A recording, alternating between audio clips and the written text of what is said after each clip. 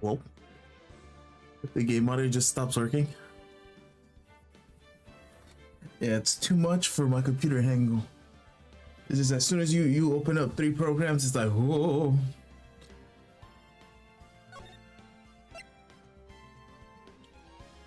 All right, let's start the trial.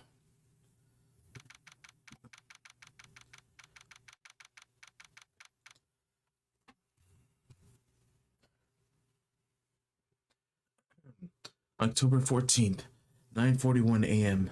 District Court Defendant's Lobby number 4. Hey, Nick. What is it this time? You won't believe how many people are here for the trial. All right, I was supposed to do this instead of what I just did. Indeed. Also, I do have food here. My breakfast, in fact. It is leftover soup. But it is not soupified. Like, yesterday it was soup. Today it's like the gelatin soup. So I put it in the microwave. I heat it up. It's still gelatin. I put it for 4 minutes. I don't know how to ungelify this thing. It was just...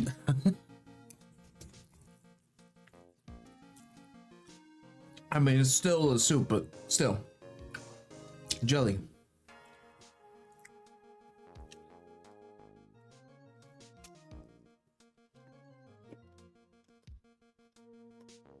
Also, I have tea kettle on the side.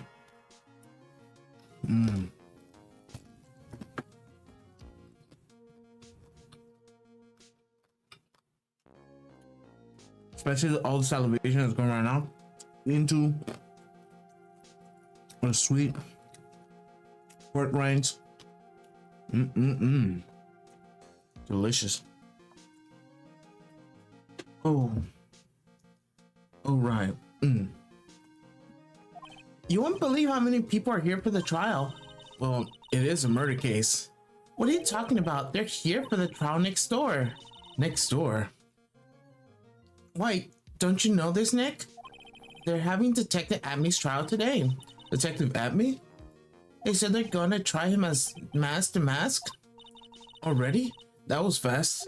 Boy, I'd love to see mask to mask's trial. Who said that? I know. By the way, where's Pearls? Oh, she went back home. She says she can't neglect her training anymore. I know you don't like me. Pearls has really gotten into her training lately, huh? Yeah, ever since that incident last year. Please don't ignore me. Mr. Delight, good morning. No one likes me. No one would notice me even if I killed someone. Come on, don't be silly. Wait a second. You don't mean you're the murderer? No. I'm just a poor thief. No, wait, that's not right. A thief can't be poor. Now, let's see. According to Mr. Delight, from his second crime on, he's been following a bunch of set plans. Plans that someone had been sending him to help them commit the heists.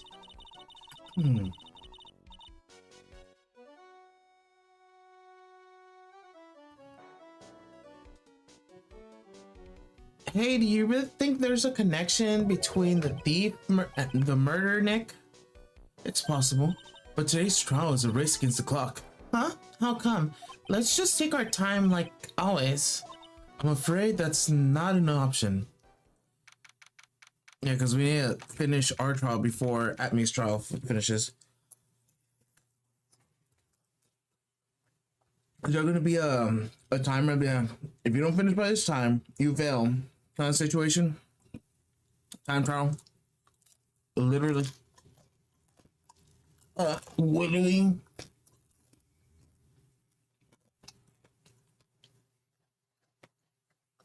I don't know why. My nose just smells like something ammonia. And so far, I have nothing. I don't know where that smell's come from. It's very suspicious. Very suspicious indeed.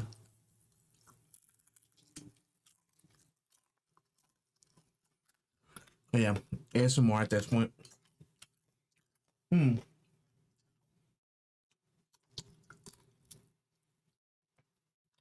know what? I got this. No.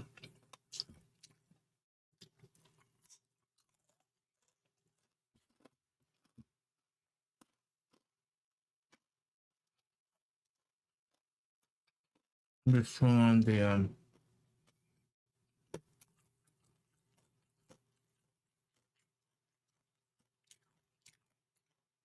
man, the chew just never stops. October 14, 10 a.m. District Court Office number 6.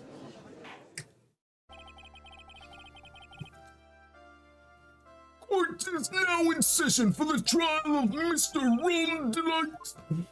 The defense is ready, Your Honor. You're ready? Preparations in last week's refuge of the week. Alright, give me a sec. Okay, settle down, everyone. Let's begin with the opening statement, Mr. Gadot. He's got the judge in the palm of his hand yet again. Ron Delight is simply too young to be sent to war, that's all. I'm afraid I have no idea what that means, Mr. Gadot. Then you need to get out more, Your Honor. Life is war. Life is war. But that is exactly why you must be more precise in your wording. That is my statement means. You understand now, right? Yes, yes. Well then, let me briefly summarize the details of this case. Yeah, just sound like you're running out of breath every time you speak. that's how you make that's how I make my judge noise. Yeah, that noise. Not the. just it sounds like it, but that's not what I'm actually doing. I'm just. I don't know. Most of the sound is concentrated in the roof of my mouth.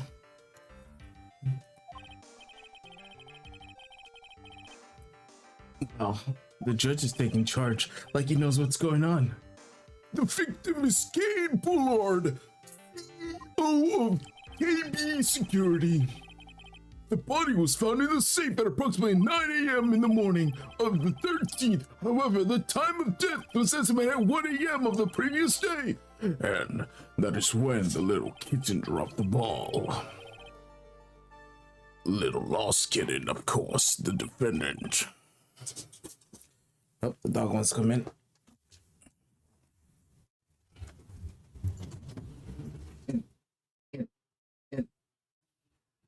I want to come back up.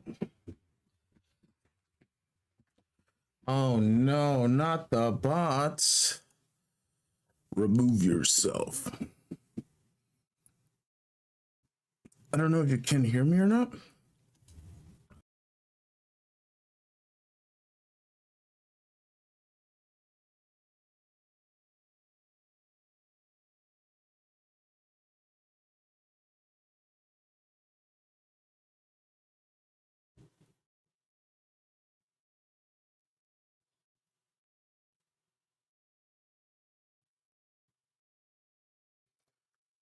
Alrighty then. What was it?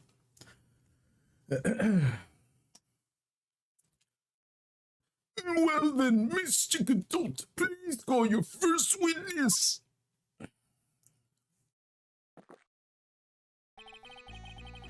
I never drink more than 17 cups of coffee during any given trial. I don't think you should drink 17 cups of coffee, period. What do you mean, per trial? What does that even mean? That's crazy. Bro is wired. Bro is tweaking. Bro is built different. But the first one is always the best. Sure it is. Buckaroo.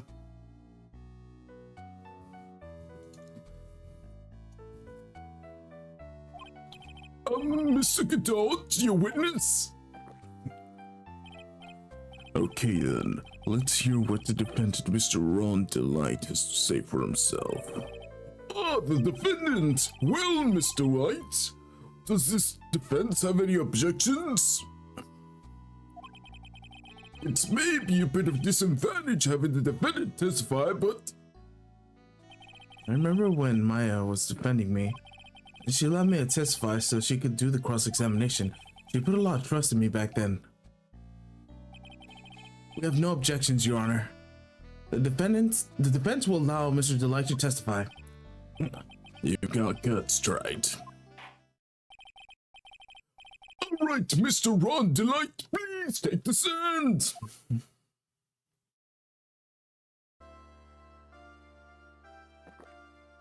Gulp. You did it, didn't you? Yes? What? No. That's not true. For a moment.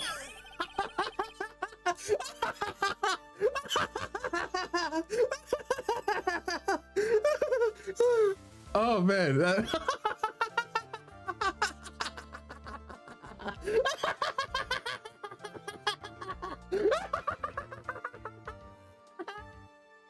My dog's angry. Oh man, that was hilarious. For a moment, I thought that was a sorry. I can't, bro. that was too funny. That was too funny. I need to regain my my composure. I could read this line, you know. For a moment, I thought this was the world record. We'd set the record for the. sorry, I can't, bro. For the record for the shortest trial ever. Well, Mr. Delight already looks pretty guilty with that face he's making, and once he opens his big mouth, he'll probably put the nail in the coffin. Very well. Now then, can you tell me something? If you didn't kill Bullard, why did you go to KB Security? Well, it's kind of hard to say. I wish I could go home. Now then, let's hear from the testimony about what happened. No. Go to your bed. That evening, around 1 a.m., I went to Mr. Bullard in the office of KB Security. The blackmail letter I got, it ordered me to go there. I'd been working for KB Security until a year ago, so I knew where his office was. 1 a.m., the exact time the murder took place. The weak get washed away by the tides of fate. The strong drink it up. It's bitter today too, just like my destiny. Bro, chill. Come here. Oh, shit. Come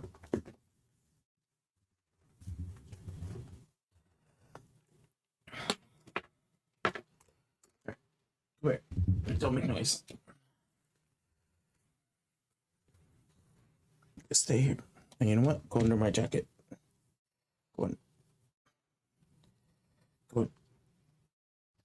Go in. In. There you go.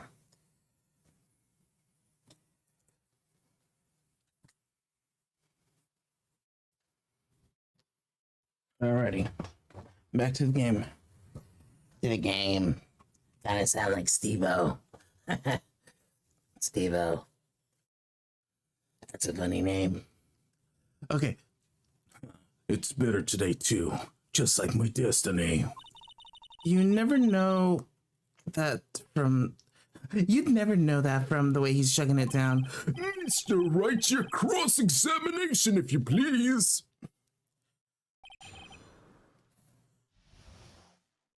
All right.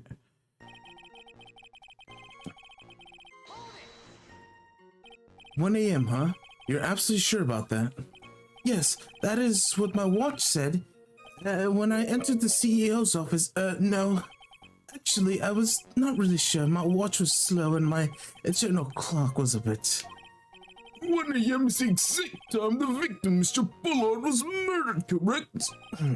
It's too late for a coffee date, that's for sure.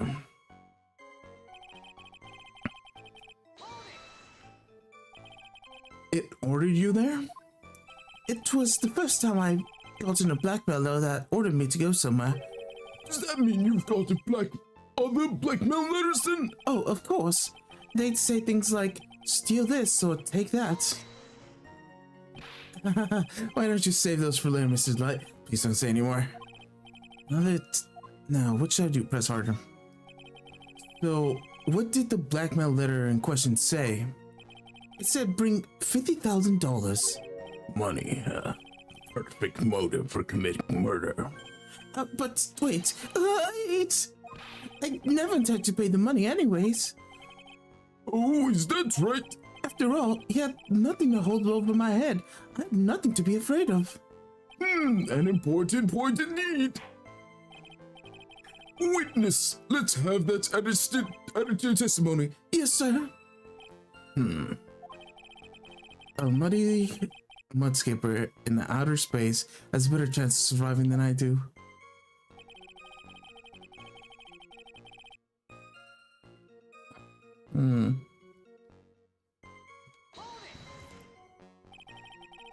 Just what were you being blackmailed about anyways?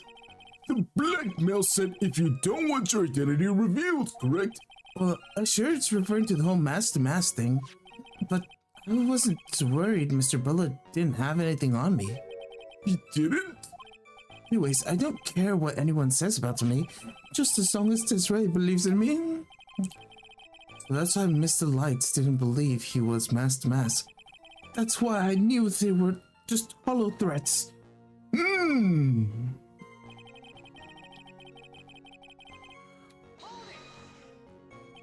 used to be a security chief for KB Security, right? Yes, you're right. Security chief, you? And yet, a year ago you were fired without notice. Revenge for an old grudge, a perfect motive for murder, wouldn't you say? This isn't going good. Maybe I should change the subject. Mr. Delight, please tell us why you were fired from your job. Well, the world is filled with those who have said, I wish I'd never asked that. Okay, then I take it back. Defender, please answer the question. I needed money. You needed money? Well, you see, Desiree loves to spend it. It's kind of her hobby. Not exactly the best hobby in the world, huh, Nick? My salary wasn't nearly enough, so I stole data from the company. Come again? KB Security has a lot of security info on all sorts of companies. And since it was a security team chief... You stole some data and sold it. Mr. Bullard found out and I was fired immediately. What? I wish I'd never asked that. I was somehow able to keep a secret and made it seem like I'd quit on my own. What is it, Nick? You don't look so good. Someone who brings harm to their company is fired as punishment. You do well to remember that. I sure told you. So, you admit that you stole data from the company, is that correct? Yes, I'm sorry. This is a very important fact. Please add it to your testimony. Oh man, this whole thing just took a big turn for the worse. Case just blew up. It's gonna take the jaws of life to rip this case from clutches of disaster.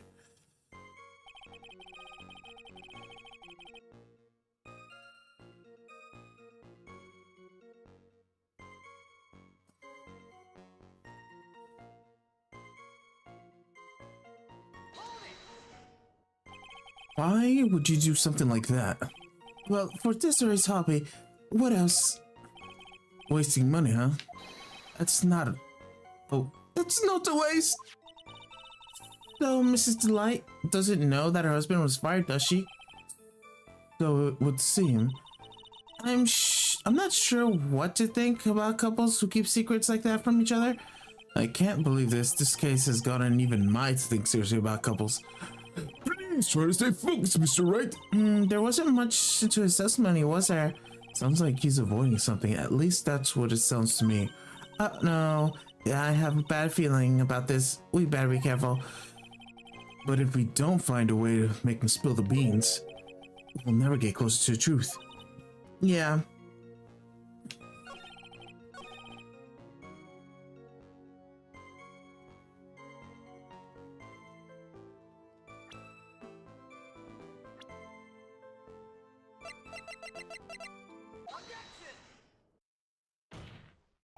Mr. Delight, what you said just now doesn't match what you told me yesterday. Huh? What doesn't? I think you must have been scared, very scared, of having a certain person find out your secret. A certain person? Mrs. Desiree Delight, the defendant's wife. But listen to me, my Desiree, she's... Looks like if I just sit back and relax, the fun will end before it truly begins. Dot? Yes, we know. It's all your wife's fault. What do you mean? What do you mean?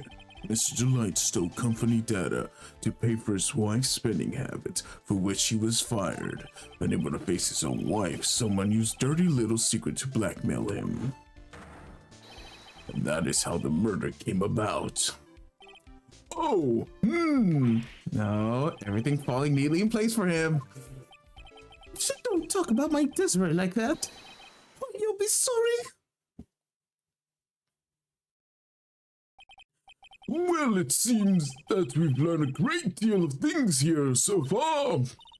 What do you think, Nick? I didn't think it was possible to get through whipped in just 20 minutes.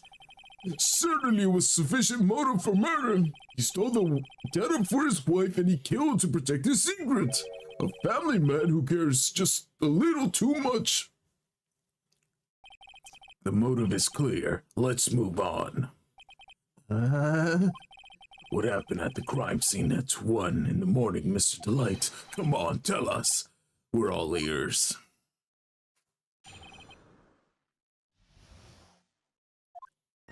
When I entered the office, there was a suspicious shadow there. Suddenly, I was hit on the forehead. After that, I remember being in a daze. If I hadn't been wearing that, I would have been killed. When I came to, Mr. Bullard was lying there dead. I see. Sully hit you in the head, I believe detective from yesterday provides a similar testimony. He said Master Mass struck him on the head from behind. Of course, since Emmy turned out to be the culprit himself, that was a lie. No one's gonna believe a pathetic lie like that. But what are you saying? I really was attacked. We'll find out what you say is the truth or not during the cross-examination. Got that, Mr. Wright? Don't go easy on just because he's your client. If I see any sign that you are, I'll treat you to another cup of special blend. You don't need to worry about that, Mr. Godot. I have faith in Ron. I know he didn't do it. Are you sure about that? It feels like you don't have much faith in him at all.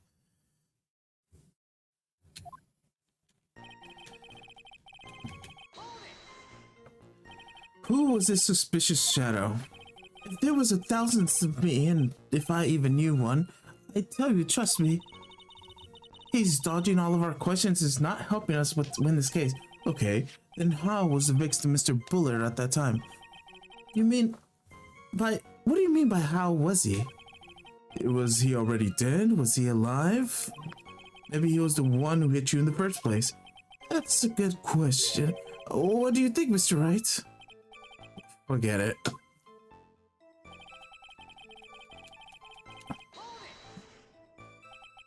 Your forehead? Yes, I was hit on the forehead as soon as I entered the room. It was an amazingly fast and powerful attack. Do you remember anything that would hit about who hit you? Well, it was like I said, it was fast and a powerful hit. No, I think I was a little dazed for a while. I don't think Mr. Delight even grasped at what you're asking. Yeah, I could show him a fast and powerful attack myself. Maybe that would knock some sense back into him.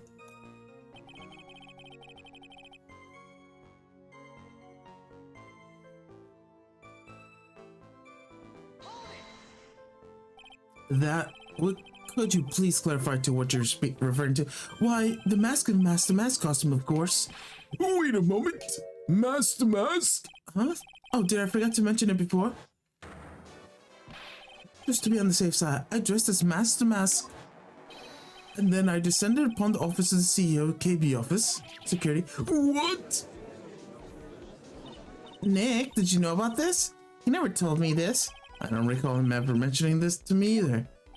Even if you didn't know that, it seems our little friend here loves to keep secrets. I'm sorry, I just never had a chance to mention up until now. Wait, that's not right. Sometimes things just slip your mind. My sixth cup of coffee is starting to get me coldly.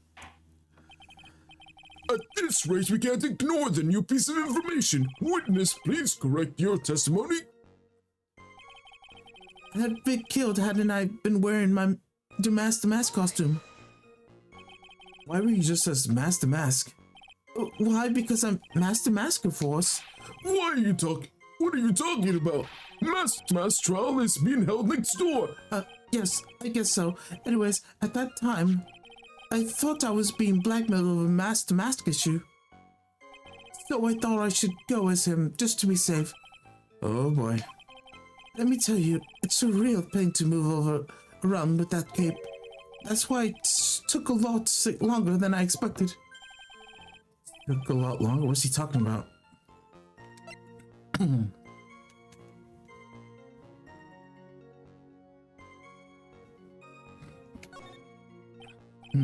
What do you mean by took a lot longer? Oh, opening the safe, of course. The cape got cut on the safe door, you see. It all happened when I was hiding Mr. Bullard's body. What was that? Back up a second. Yes? You were the one that hit the body in the safe? Well, yeah. Inconceivable! Why? Just why? What reason would you have? What were you thinking? Question. When does someone toss the dirty shorts in the washing machine? Huh? What? The answer is simple. When they take them off. As usual, I have no idea what you're saying. Damn, my throat is not okay. Let me have some of this congealed soup. Congealed soup. Very good. Very good noodles. Yum yum. Do you mean Mr. Delight hit the body because he's the murderer? But you're not as stupid as you look.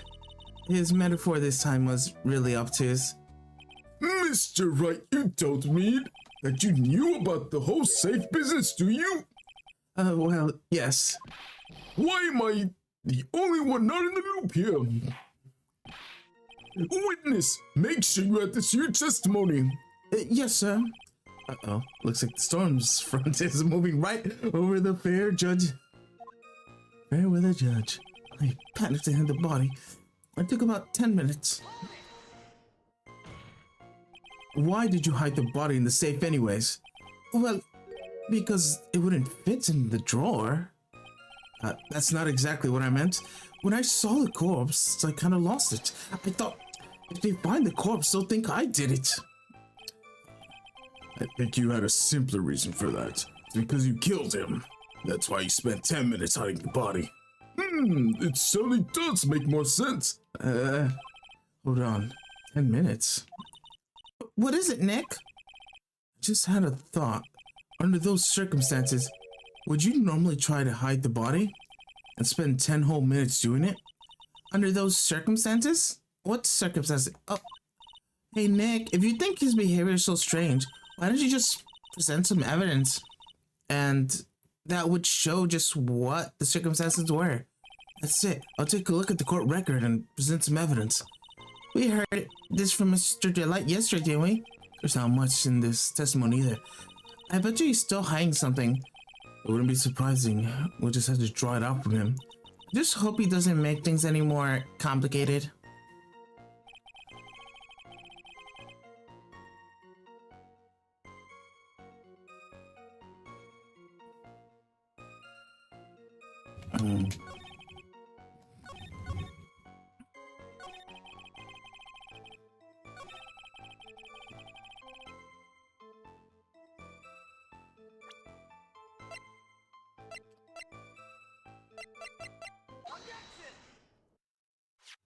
Your Honor, could you please take a look at this record? What might this be? The record for the emergency buzzer that connects the CEO's office to security. If the button in the office is pressed, the security team is supposed to come running. And according to this record, the buzzer was pushed once at 1:02 a.m. What? If Mr. Ron Delight truly was a murderer, he would have ran as soon as that buzzer sounded. After all, a security guard would have been heading his way. Let's remember who we're dealing with here. You probably have no idea that there was a security personnel in the building. Up until a year ago, my client was working as a chief of security. There's no way he wouldn't have known about them. But, as it turns out, the guard never came. That's nothing more than a coincidence. In fact, the guard was a pathetic loser who had just got punched in the face by his ex-new boyfriend and wasn't anywhere in the vicinity. Was not something Mr. Delight would have known. Again, remember who we're dealing with here.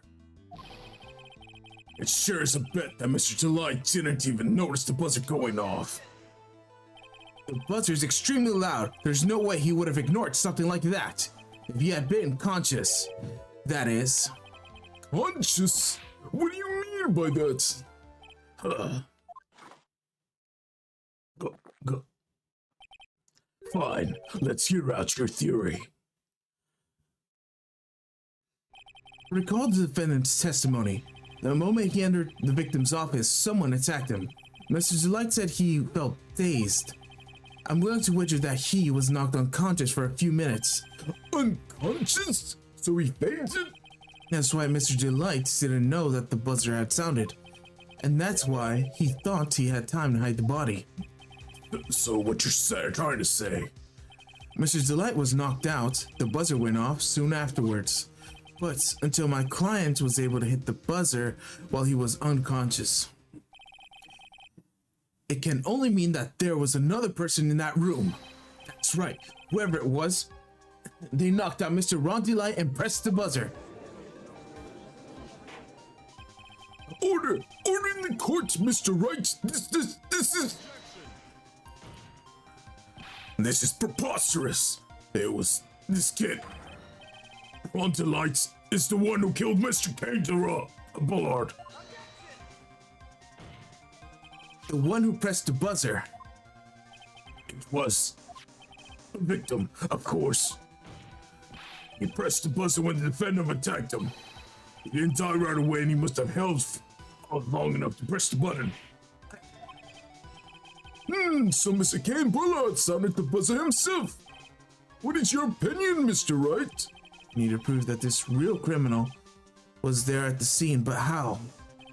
How can I prove that it wasn't Kane Bullard who sounded the buzzer?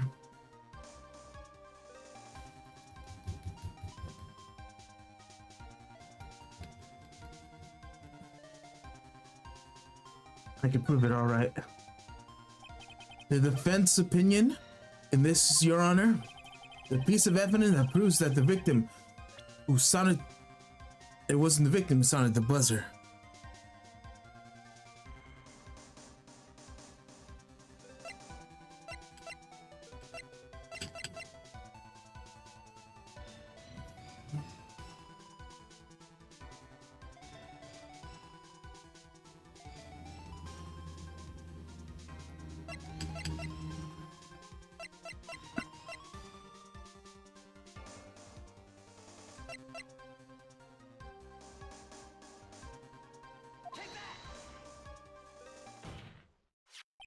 I believe this is a piece of incontrovertible evidence we're looking for.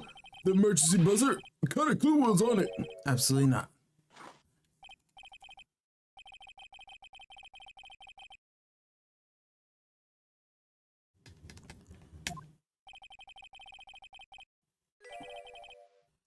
Oh, the fact that there's no clue is absolutely a clue in itself. No, I'm the one who's clueless. The one who has... This button has no fingerprints on it. If Mr. Bullet had really pressed it himself, naturally he would have left fingerprints behind. Run the lights. Obviously wiped them off. Why would he? The guard would have come at any moment. He touched the button. I know he did. The defendant, Mr. Delight, was dressed as Masked Mask. And Masked Mask always wears gloves. What reason could he possibly have to wipe the button free of fingerprints? Order! Order! Order! This would seem... I've been forced to eat crow. I wonder what blend coffee crow flavored coffee is. However, if the real killer was at the scene, why would that person press the emergency buzzer? Shouldn't they have run away without pressing them in extra danger? What is what is this awkward silence all of a sudden? It looks like you're fresh out of parlor tricks. They're on to you, Nick. Just give me a minute to collect my thoughts. The real criminal killed Mr. Bullard at 1 a.m. Mr. Delight just happened to waltz in when the murder was taking place, right? The killer clobbered Mr. Delight and then sounded the buzzer. Even though security was supposed to respond right away if the buzzer was pressed, security was supposed to respond, Time's up, Mr. Wright. Let's hear what you have to say. Very well then. Oh, you got some guts, I tell you. I like that in your opponent. Why did the real killer sound the emergency buzzer? To call a security guard. The killer knew that if they pressed the button, the guard would come running. And that is exactly what they wanted. What do you mean? Killer caught the guard on purpose? Yes, although it turned out he never showed up. Because he was getting his claw cleaned at the time. What a touching story. You're saying the killer had a change of heart and called the guard to turn himself in. No, I'm not. When the buzzer sounded, there was 3 people in that office. The victim, Kane Bullard, who was already dead. The defendant, Ron Delight, who was out cold. And the 3rd person, the real killer. Hypothetically, yes. Now then, in this situation, the real killer made an escape. What would happen? The only ones left in the room would be the victim and Ron Delight. And if the security guards came running in at the time, they would think that I was the murderer?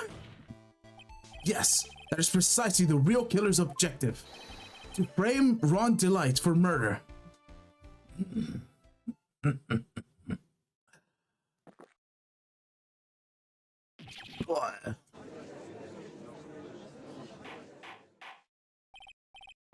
Order! Order! Order! It would seem. I've been made to eat my words once again. Actually, you've been made to spit take with a cup of coffee. Mr. Wright, who was it? Who was it to try to frame me? Wait a second. I'm the only master mess, so... Nick, you mean the real killer is... We're gonna drag that person in here right now. But who is it? I don't have any solid proof yet, but think about it. The killer knew Mr. Delight's identity, and they also knew that they had been called to KB security that night. So the killer used him to execute the well-crafted plan to murder Kane Bullard. Now then, let's hear your accusation, Mr. Wright. Who was that framed Mr. Ron Delight for the murder of Cain Bullard?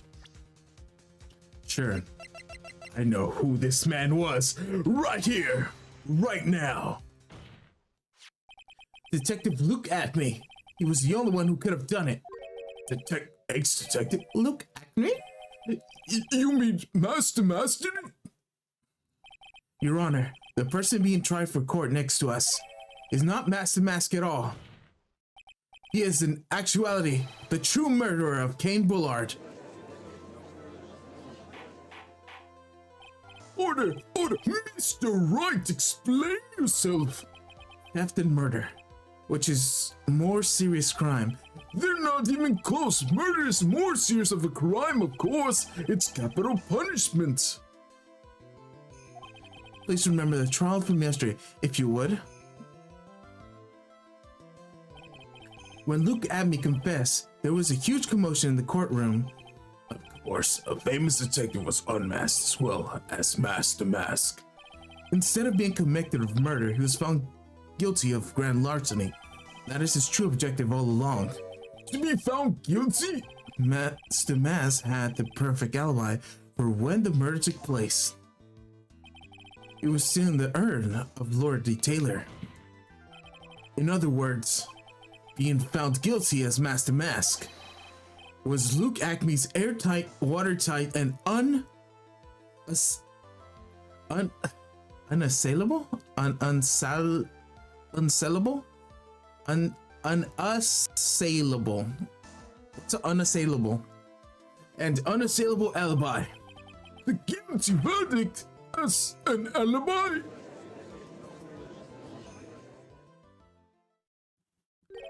You know, it's almost time. For what? For Luke Abney's verdict. It was a pretty simple trial after all. We're gonna stop this trial and stall that one. We need to do it now, of course. That's assuming you have proof that detective was the one who committed the murder. Mr. Luke Abney's trial has indeed attracted the attention of the entire country. If we were to intrude and fail to provide adequate proof of his crime, Mr. Delight will be left with no grounds for appeal. Am I sure about this? It's only good when your life's the ante. Mr. Wright, I believe in you. Mr. Delight? So, please? I'm begging you. Thanks, but my decision will determine the rest of your life. You don't really risk your life like this? Phoenix. What was that? Don't stray, Phoenix. For your client, take the path of trust. Voice. Sounds like Mia. Your Honor, the defense requests an immediate recess. So that's your answer, huh?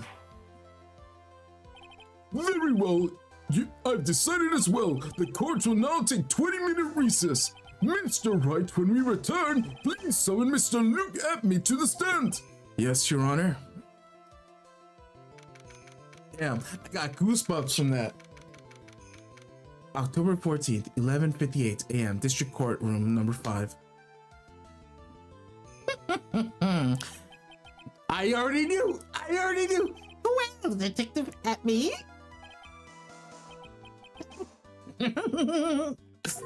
Hi. I have to say, Mr. Payne, you performed splendidly. Oh no, Mr. Detective Acme, why you were the one who... That is enough. This court has no reason for further prolonging the trial. This court finds defendant Luke Acme. Wait, don't hand down that verdict yet, please. Well, Mr. Lawyer, welcome to my courtroom. Who is this hoser, eh? My name is Phoenix Wright, attorney at law, and I wish to file an accusation against this man, Luke Acme. Accusation? You mean accused mask to mask? That man is not mask to mask. He is a ruthless murderer. What?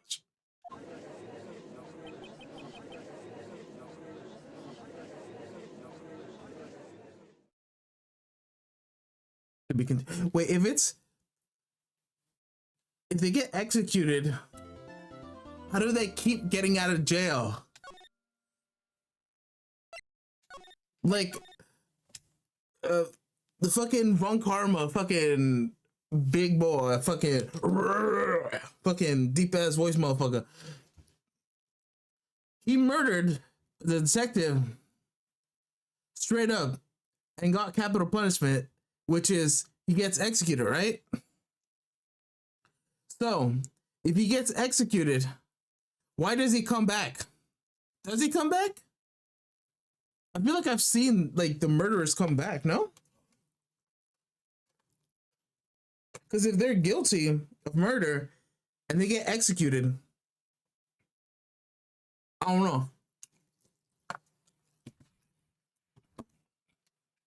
All right, let's continue.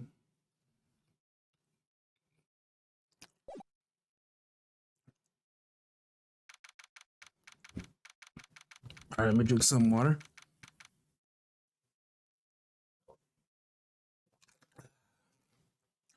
Delicious, delicious water. October 14th, 12:14 p.m. District Court, Defendant's Lobby number 4. My sis? I could have sworn I heard Mia's voice. So then, she's still alive inside your heart? Nicky boy. Oh, Mrs. Delight. Is it true that the detective is the real killer? To be honest, we don't have any definite proof. But he's the only one who could have done it. But wasn't he at Lolly Taylor that night? Not to mention, we don't exactly know his motive.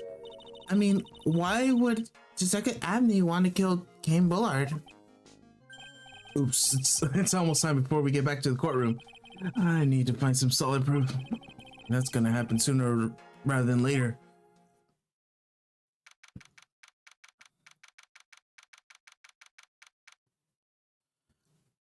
October 14th, 12:21 p.m. District Courtroom, Court number 6. Damn, we're just moving courtrooms everywhere. Aren't we in 4? Now then, the court is back in session. Mr. Lookatman, please take the stand. Well, how do you do, sir lawyer? I never would have thought you see you acting so recklessly. I didn't let them hand down your verdict just yet. Now then, it would be have given you your perfect alibi. An alibi by the name of Mask to Mask. I'm sorry, I'm afraid that even the great Look at Me has no idea what you mean. Of course, I had been in the next courtroom ever since 10 o'clock this morning. I'm afraid there's no way I could have known what has been going on here. You've been in the defendant's seat all day long, correct? Being tried as mask to mask. Indeed, it is truly childish play to fool ignorant masses. Not only did the poor fools ask to protect their valuables, they gave me the generous reward upon returning their property to them. Take the red diamond ring that sparkles upon my divine finger, for example. So you continue to insist that you're in fact Mask to Mask. Well, of course. Very well, Mr. Look at Me. Let us begin the simple question. On October 12th, on 1 a.m., Kane Bullard was murdered. Where were you at that time? One without knowledge lacks even the knowledge of that he should be ashamed of himself. But I don't know. I would not hold a grudge against you, sir, Judge. Thanks. All right, Mr. Atme, the night of the murder, speak. We're all ears. As you wish, prosecutor. Alibi. I was stealing the earnest master mask just as I announced I would. I had more than enough time to prepare. It was a pathetically easy job. A photograph contains no words, but this case, one turned out to be my witness. The time in which the camera captured the time in which the camera captured Master Mars was the same time as the murder. It would seem the main point of discussion will be the photo at the crime scene. Everything else, up until now, has been part of his plan. There's no secret to this picture as well. Even the great Master Mask cannot be at two places at once. Now then, if you excuse me, I have a verdict to receive. Unfortunately, Mr. Atme, we still have to do your cross-examination. A fool is too foolish to know that he is a fool. I think he's trying to say that you're full of it, Nick. The only thing that's full of it is his alibi.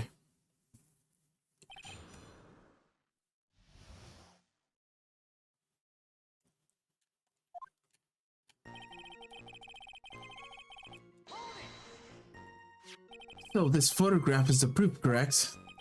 Indeed it is. And the man in the photo is certainly wearing a mask. That is why I'm called Mask the Mask. But conveniently, that also means that there was no way to tell who this really is. What do you mean? You're saying that this is not, in fact, Luke at me? And it would be an accomplice dressed as Master Mask to create an alibi. Oh, what an interesting idea. Are you saying that I, Lone Wolf, look at an accomplice?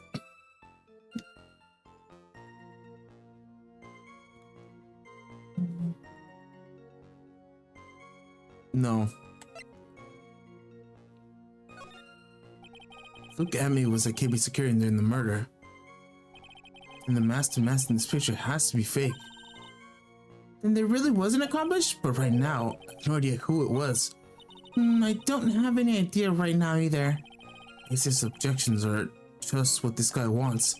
There's gotta be another way, and I'm going to find it.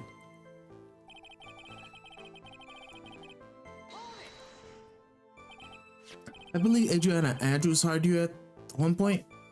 That is right. That is over 20 days ago, if not mistaken. You sent your calling card to Lord Taylor 10 days before the heist. That would mean you sent out the card after you began your security watch, right? Indeed, there was no reason why I wouldn't do both jobs at once. Perfect opportunity to steal my latest target. I see you are truly evil, aren't you? Yes, evil is what I am. Hey, Nick, isn't something odd about this? Huh? Detective Abby was always proud of his ace detective skills, right? But if the urn was stolen from Lord Taylor while he was the only one watching it, he'd have no way of maintaining his perfect ace detective persona. You know, that's true. It's kind of odd. A photograph. Oh, it contains no words, but in this case, one turned out to be my witness. So by photograph, you mean this piece of evidence here, is that correct? Indeed it is. That is the very thing that proves I committed the crime. Very same thing that proves you committed the crime. When you think about it, it's really odd. You say that almost as if you had taken the picture on purpose. He was simply caught by the very camera he had set up. We have days like that. Indeed, it turns out that there was no such thing as a perfect crime after all. Life is truly ironic. Things so sadly bloom, you Melody. It looks like I'd better gather more information for now. If he's truly killed, there's gotta be something phony in that photo. Yeah, the time. The time in which Master Mask captured the mask was the same time as the murder. About the camera that took the photograph. Come on, it is all too clear what you are thinking. Huh? You think I altered the timestamp of the photo, don't you? I'm afraid that's impossible. The camera was set up by Lordly Taylor, and on top of that, it was Lordly Taylor's staff that printed the photo data. Unfortunately for the defense, there's no way the pictures would have been altered. I see. It looks like I'd better find something else they could find suspicious. So this alibi is false? It has to be. Or he couldn't have killed Mr. Bullard at KB Security. But I'm not really spotting anything unusual. There's two possibilities. Either the masked mask in the photo is fake, or the photo itself is...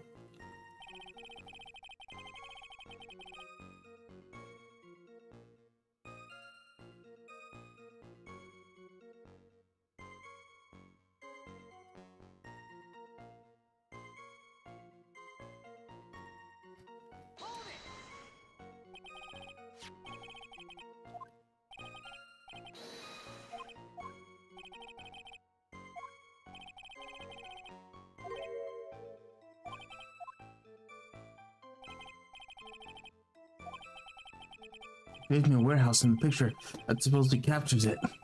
It's gotta be here. There's something funny. You bet there is. Are you implying that this picture is fake? You bet I am. There's definitely something strange about this picture. We took a look around the basement warehouse that night before the theft took place. And there's something in this photo that doesn't match my memory of that night. Very well, let's hear what you have to say. What in this photo do you find funny? Indeed.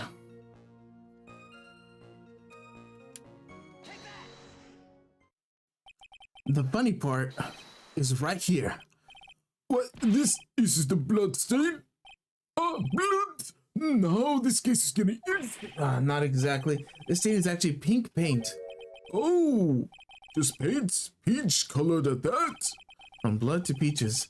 This just sure loves going wild in tangents.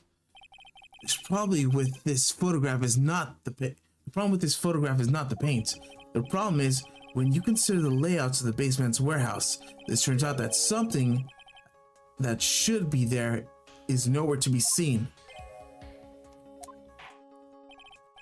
Well, Mr. Wright, what is supposed to be in the pictures in the paint stains? Yeah, the statue, no?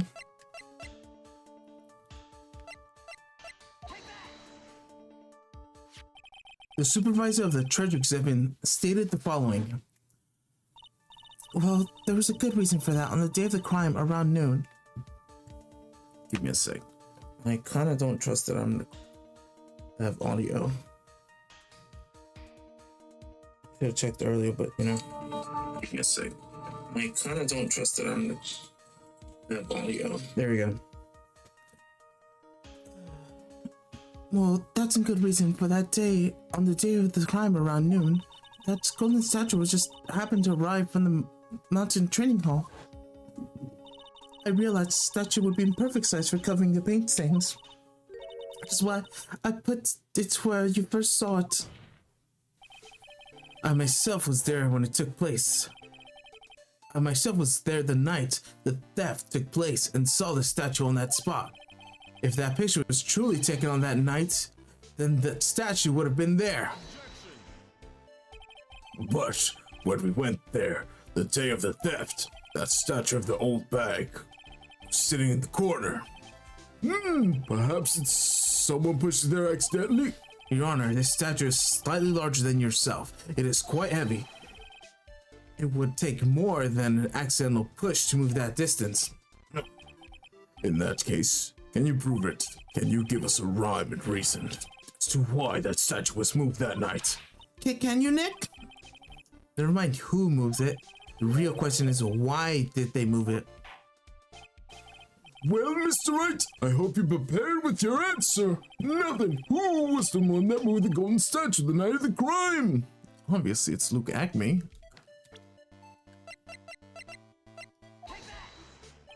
The one who moved the statue is none other than Luke Acme. Come on, Mr. Lawyer. There you go again on one of your strange delusions. Mr. Wright, on what basis would you have for that strange delusion? It is simple. The witness was the only one in the basement warehouse that night. That is indeed very simple. However, why would I want to move a heavy golden statue? The reason for moving the heavy golden statue, here's our battle really begins. Well, Mr. Wright, what's the reason the witness had to move the statue? The reason can be found in his photography. Look at me, you pretended to be mask to mask to create an alibi by showing you where you were at Lordly Taylor that night. But the photograph contained one fatal flaw. If the statue had been there, your lie would have been exposed like a cheap film at a drugstore. That is why you had to move the statue. A single fatal flaw? Interesting theory. Please enlighten us. Just where in the pictures does the lie exist?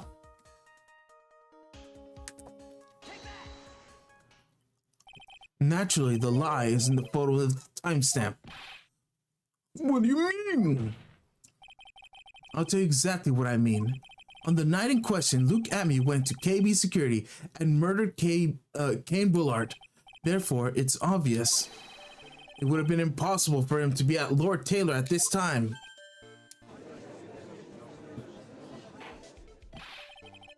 But what does that have to do with the statue being moved? Remember, if you will, Your Honor, when was this statue placed besides the warehouse door? Well, the statue was taken down to the warehouse the day of the crime, and it was placed there in order to cover up the paint. Exactly. Luke Acme had already decided on the time when he was going to kill the victim. And so, in order to create an alibi for that time, he took the picture days before the murder took place. What the? Of course, the statue hadn't yet been brought down to the basement warehouse yet. So, on the day of the crime, Mr. Acme must have been quite nervous. As nervous as the long-tailed cat on a rocking chair factory, so to speak. Why? Because something that wasn't supposed to be there had been brought down and placed where it wasn't supposed to be. And that is why Luke Acme had to move the statue on the night of the murder. He did it to make the room match the way it had been on the photo. Whoa. Order! Oh, Mr. Acme, is that true? Mama Charlie, you have forgotten this? What is that? The data from the basement warehouse computer. According to this data, this camera did go off in the night of the crime. It is true that the camera had been set up by Lordly Taylor's staff. However, the program used was managed. The data was yours. That alone would allow you to tamper with the data.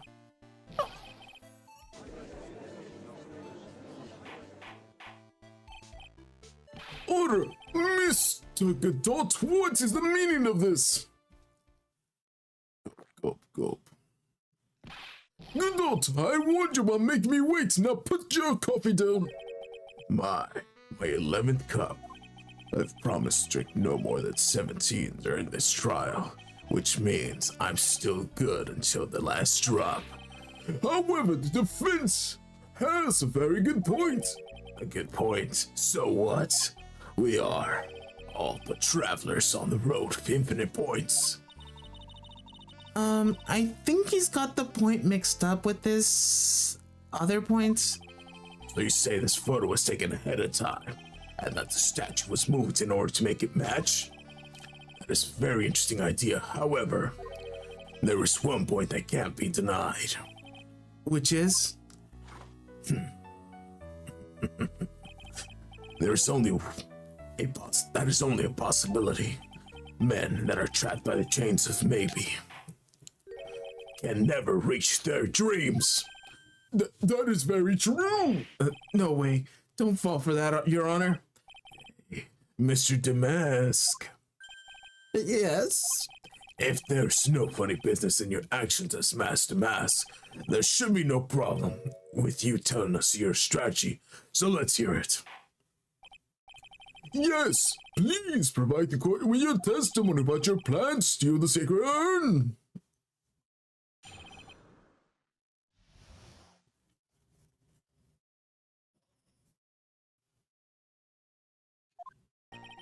I received a request from Lolly Taylor about 20 days ago. The urn was placed in a box and it was then sent to the warehouse.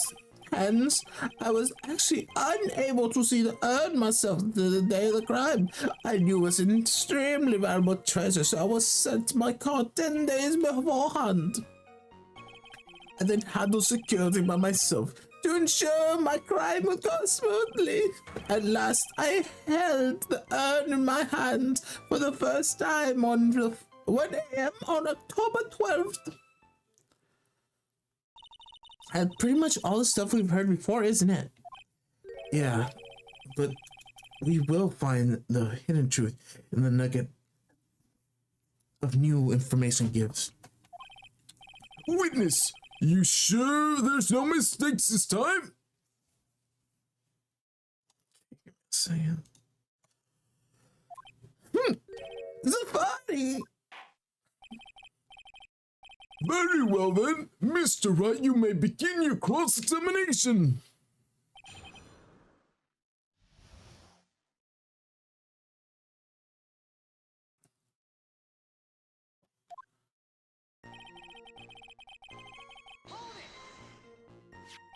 You were asked to guard the urn by Mrs. Andrews, correct?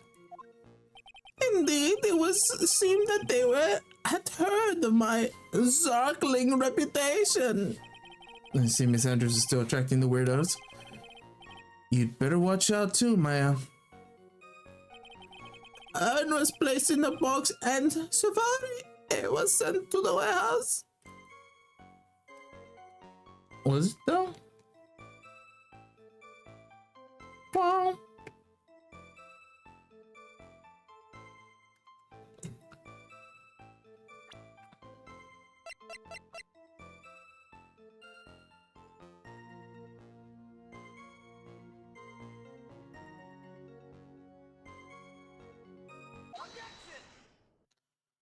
Mr. Atme, if you recall Master Mask, then you also wrote this calling card, correct?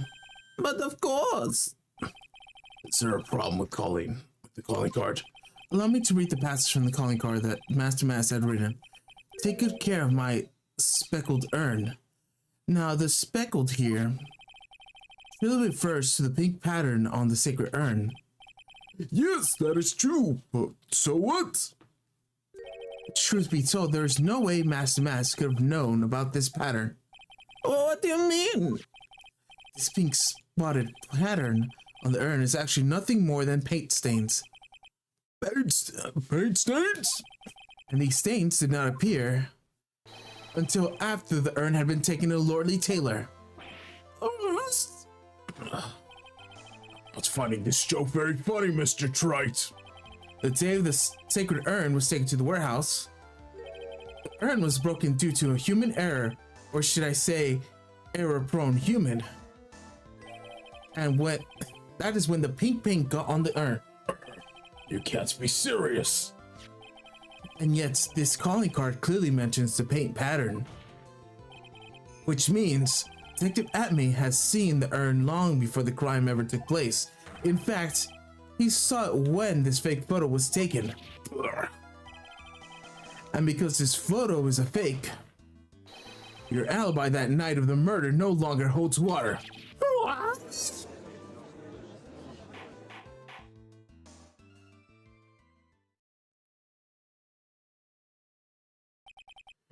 Witness, do you have anything to say for yourself?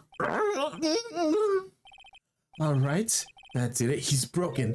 Nick, I think it's still a little early for a victory pose. Huh?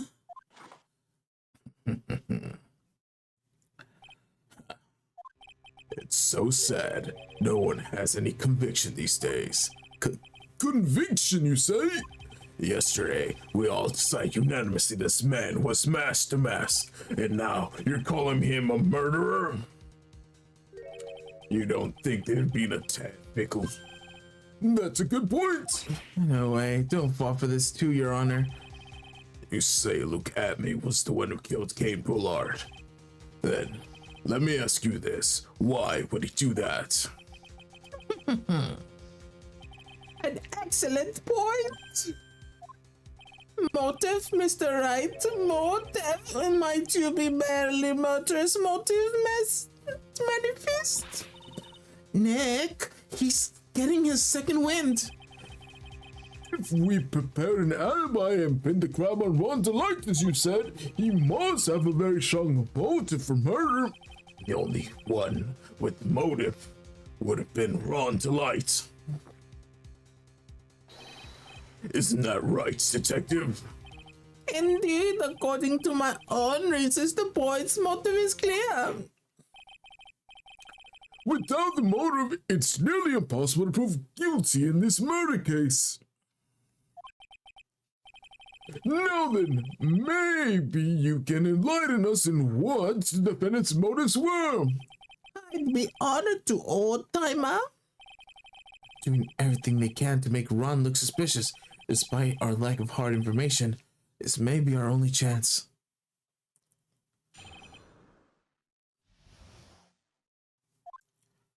I look at me at no points of contrast with the victim whatsoever. Kane Bullard had decided to investigate Master Mask and simply mistook who he was. It was Mr. Bullard who wrote the blackmail letter and sent it to Ron Delight. And it again, Mr. Bullard, who harbored a grudge against Mr. Delight for his own betrayal. Mr. Bullard's mistake is quite inexcusable. The defendant truly believes he is Master Mask. That is why the defendant, Mr. Delight, saw it fit to kill. Kane Bullard truly is tragic. So, the victim, Kane Bullard, blackmailed the defendant? This is blackmail letter found in the defendant's apartment. A handwritten test confirms Mr. Bullard was indeed the one who wrote the letter. What?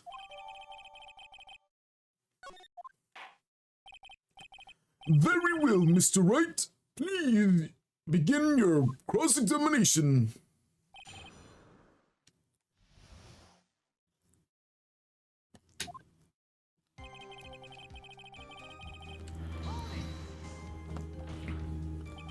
And who in the world is going to prove that? I will. After doing a thorough background check of Detective Atme and Kane Bullard, we were unable to find any links between them, and that is all in the report. Perhaps they were connected through their work. They were both involved in security. Nope. What? That was a bunt. In any case, the only one with motive was Mr. Delight.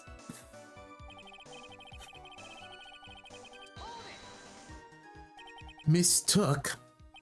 That is right, mistook from the old Norse mistaka, meaning to take air. That wasn't what I meant. Just who did the victim mistake Master Mask to be?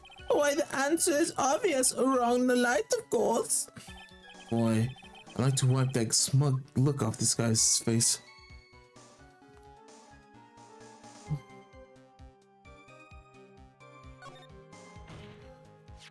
Why would the victim mistake the defendant for mask to mask? Don't you already know that? Safari, take a look at this newspaper. Oh, the famous Tiara of Edmond, a magnificent jewel. The photo shows magnificent detective as well, does it not? Furthermore, it also shows the ugly god, namely the defendant. The defendant? The victim clearly misread the article, and Safari, he got the wrong impression. The impression that this ugly security guard was in fact a mask. I see. That was unusually reasonable deduction.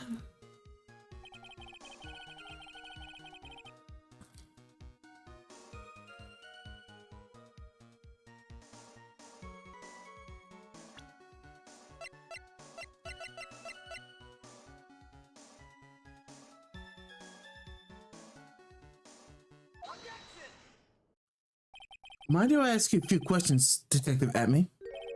Well, if it is just a few, I guess it is alright. When you said that this letter was addressed to Ron Delight, it couldn't help but notice one major contradiction. Contradiction? I don't know where your walking contradiction like you gets off saying things like that. You're one to talk. At times like these, men are made to express themselves with their fists. Why don't you show us what you've got there, Junior? Indeed, time to man up, Mr. Wright. Show us the contradiction, the evidence contained in the black letter.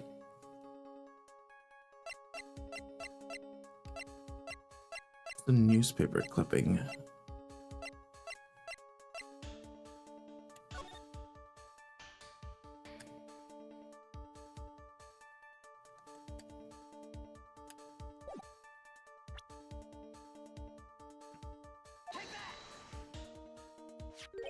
Take a good look at this newspaper clipping. It contains a picture of the Tear of Edmond, the stolen jewel. What about it? The problem is this jewel's color. Color? There's not much for discussing color myself. According to the clipping, the color of the jewel was blue.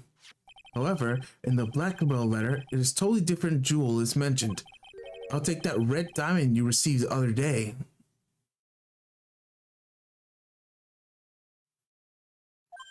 Red? Which means red diamond describes the blackmail letter. There's not the Tear of Edmond that the mask stole at all.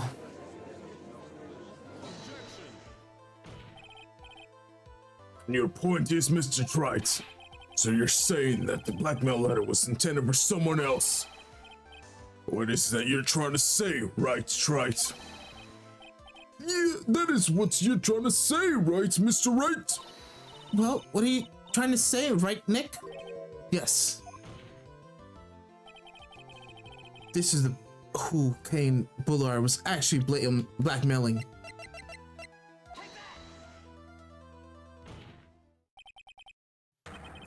Naturally, it was you, Detective Atme. Do you have some sort of basis for the claim? You have been personally involved in every single mask-to-mask case. And in this case, you recovered what was stolen and received a jewel as your reward. A jewel? Probably the one wrapped in conspicuously around your finger. The red diamond ring. That diamond referred to in the letter, which means that Kane Bullard wrote a letter in order to blackmail you.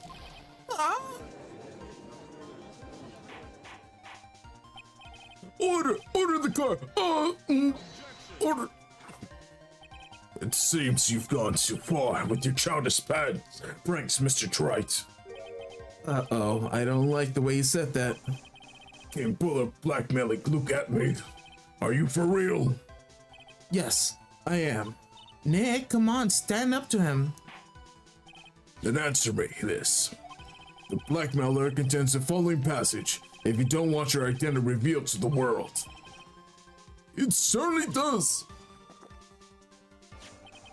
Kane Bullard threatened to make Luke Atme's identity public knowledge. The identity he wanted to keep secret. So what was that identity? Acme killed Kane Bullard because he was afraid his secret becoming known. What was the identity he wanted to keep secret? This is what it all comes down to, Nick. The identity that Luke Acme wanted so desperately keep secret.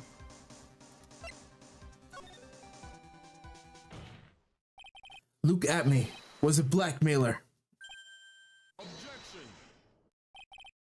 Hey, now, that's a little different from what you've been saying.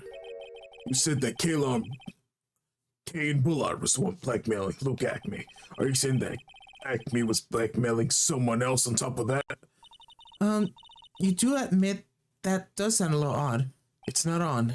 It's the only thing that makes sense. Kane Bullard was blackmailing Luke Acme. But Ron Delight was also being blackmailed by a certain someone. So did you start receiving blackmailers after the incident? Yes, just a few days after the Tea of Adamon heist. After that, I started getting the plans in the mail. I received plans from some very kind person, incredibly detailed plans. Detailed plans? In which case, that would mean Ron Delight was actually Master Mask. That is what we're claiming. Someone else came up with the plans and had Mr. Delight steal his targets for him. And that someone was none other than Luke Acme. Silence! Now I see it has all become clear. What is it? When you are in grade school, you receive the same grade report card every year, careless with an tendency to jump to conclusions. Am I wrong? What? How do you... You say I, Luke Acme, was blackmailing Ron Delight, which in that case I would naturally know all about his relation to Master Mask. Well, yes. Ron Delight started receiving plans from his second crime onwards, correct? Which means I learned of his identity when he committed the first crime. Good point. You certainly wouldn't have blackmailed him otherwise. In that case, let's see some hot bitter evidence. During the first crime, how did Luke Acme know Ron Delight was the Master Mask?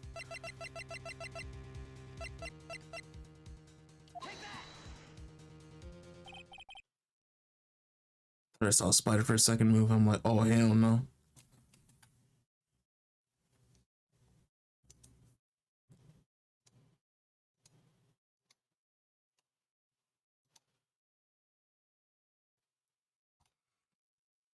I think I see it. And see what? When you were in grade school, you received the same report card every year. Gets a lot of mischief trying to get the center of attention. But what do you mean? This newspaper clipping. It's a picture of you and Ron Delight in this uniform. It seems that Master Mask didn't just disappear into thin air. He took off his uniform and hid it in a bucket.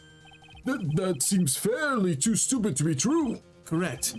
With tricks like that, he couldn't fool a baby, let alone Ace Detective. And that is when you figured out Mr. Acme. That is when you learned that under the mask, Master Mask, was Ron Delight. Not only that, it looked like he wasn't even Ace Detective.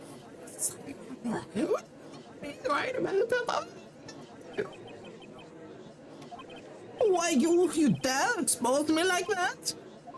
Why, I mean, I never blackmailed anyone in my life. I am famous, proud Ace Detective and also Master Mask. Why can't you understand that? I'm afraid you are neither a proud thief nor an Ace Detective. You're a blackmailer and a murderer. That is your true identity. What? You... How dare you even touch me at the low depths and trying to learn that everything you belong to me. You felt to be fully none of them are genius. You don't reach your jealous. That's a great meaning. The common right is not a great. It is enough to make one laugh. Holy that was a hard one.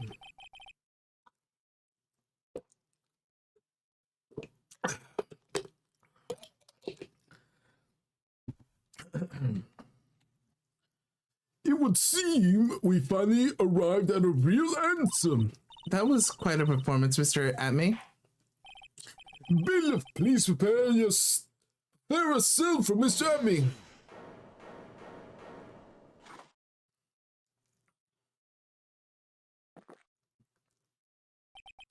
The hammer strikes too fast. That's no time to aim. What do you mean? I'm already prepared to deliver my ruling. Allow me to say one thing. I will not be the one to judge. You don't get much more in the face than that. It appears your claws weren't quite sharp enough, Mr. Wright. What do you... It's true that you've proven lots of things. Things like Luke Abney was a filthy blackmailer, and that he wasn't the lordly tailor the night of the murder. That's right. That's why he's the one who killed Mr. But there's one thing that you have yet to prove. What is that? Just because he wasn't at the warehouse doesn't mean that he was at the murder scene. Therefore, if you can't prove this pitiful excuse of a man was at KB security, then I don't see how a verdict can be delivered. No, no way!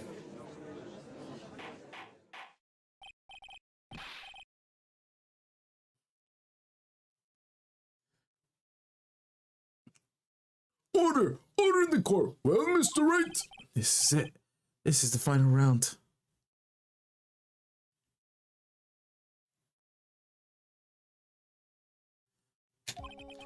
You got to prove Atme was at the Bullard's office that night. But can you really prove that? That's all enough, Mr. Trites. I want to hear your answer. That night, Lou Atme was at KB Security, and the defense...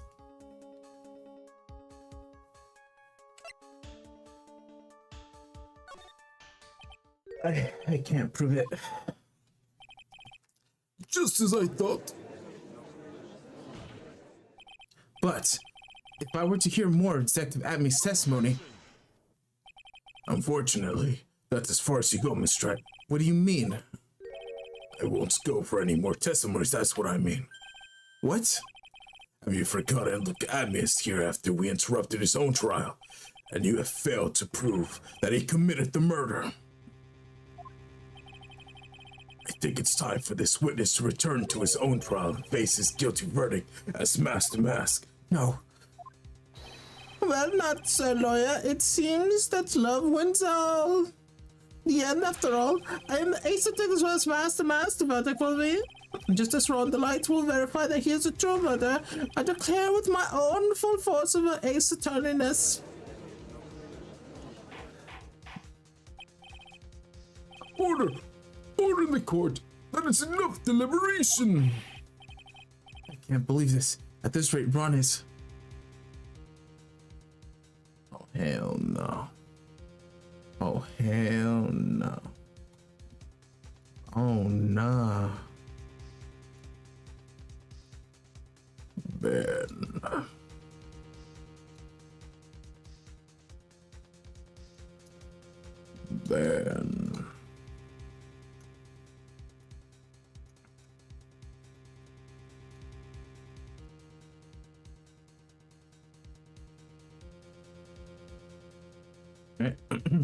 Can't believe this. At this rate, Ron is...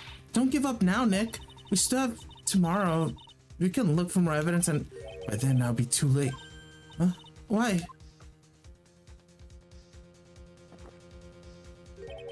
Double jeopardy. One of the basic rules in the court of law. Double jeopardy? Should the defendant be tried and found innocent in court, the defendant cannot be tried again for the same crime. That is a fundamental rule of all the courts. And it applies to this witness as much as it applies to anyone else. Mr. Atme will be found guilty in all matters of minutes. Guilty of mask to mask, which means...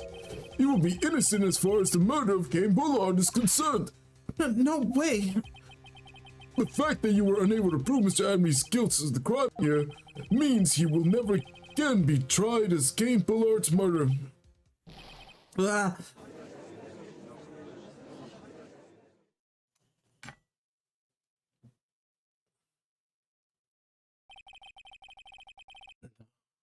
There's nothing I can possibly do to win, even if Ron proclaims to be innocent.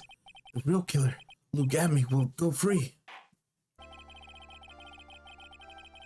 You have cross-examined every statement of the witness has made here today, and as long as there is no testimony, I'm afraid I will have to declare there is no further questioning of this witness.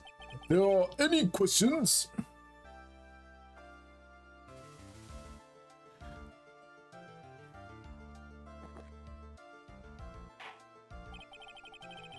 Then I hereby end the cross-examination by Luke Atme. I think I see it. Your Honor, when you were a child, this is what was on your report card every year. Has poor hearing and often makes mistakes as a result. How did you... Phoenix, raise your head up high. Have you forgotten what I used to tell you? A lawyer is someone who smiles no matter how bad it gets. That voice. No way. Long time no see, Phoenix. Mia? This is the true power of the Korean channeling technique. I know this is really Maya who's standing before me. Right now, she's my mentor, Mia Fey. Now, let's do this. But there's nothing more we can do, Mia. Without any more testimony, I can't cross-examination. Not yet. Your testimony's not over yet. What do you mean? Your Honor, just now, you said something very interesting. You had cross-examined every statement the witness has made here today. Yes, that is true, but... Unfortunately, Your Honor, you're forgetting something. Earlier, after the last cross-examination, this witness made a number of remarks. Well, now, Sir Lawyer, it seems the love went out in the end after all. I am the ace detective as well as the mass. My verdict will verify that. Just as Rondelite would verify that he is a true murderer. I declare that with the full force of my ace detectiveness. Yes, but these comments appear to have no importance whatsoever. Very well then, shall we prove the importance via cross-examinations? At this rate, as long as the witness has made these remarks, we, the defense, assert our right to question them. That is right. All right with you, Mr. Prosecutor? Is something the matter, Mr. Godot? Nothing. Oh, Sir Lawyer, it looks like you're one step too late. If you think such falsehood would do anything to me, look at... Let's hear it. Huh? It is true that the witness made some remarks. So then, let's hear your last bit of cross-examination. Mr. Godot, what are you... Very well then, Mr. Look at me. I'm gonna allow your defense to cross-examine your earlier remarks. The defense would like to hear why you declared the defendant to be the true murderer. So please give us your one last bit of testimony. Phoenix, this is it. This is our absolute last chance. Yes, Chief.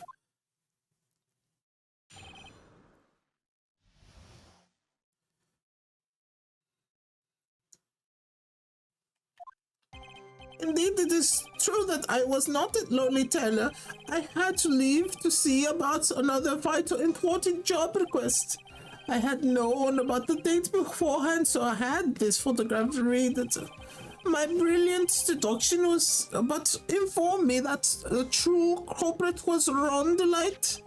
And thanks to the keycard and wallet, it abundantly clear that he was there. It was also able to make a deduction with the buzzer, which was only sounded once. The button did not have any fingerprints on it. Why? The victim would have left prints if it sounded it, which makes the killer sounded it.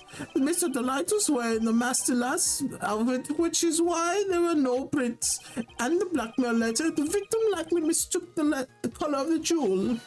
Zavari, therefore the evidence points to poor boy. This testimony actually seems to hold up pretty well. The witness earlier remarks does not appear to have been hastily prepared. All the points have been explained and none of them seem to contradict anything. But of course. But how do you know about the emergency buzzer? The police investigation document went directly through me and always look over all the documents. It's elementary, Sir Lawyer. Are you gonna make more trouble for us now, sir lawyer?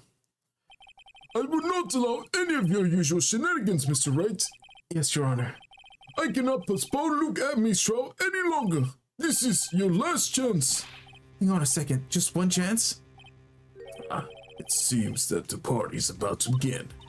Well, Phoenix, is any evidence that contradicts with the testimony? So it would seem. What do you mean? What would it seem? Listen, Phoenix, we're not contradictions. Doesn't always mean you have to present evidence, does it? At any rate, this is our last chance. If you can't point out a case-breaking contradiction, you lose. That's all there is to it. 17, the last cup. It seems that the time has come to put this trial to an end. I have to find a fatal contradiction in the testimony, and I need to point it out without presenting evidence. Which means, all I can do is find contradiction, remark, and press it. Remember, you only have one chance. Very well, then. Mr. Wright, please begin your cross-examination.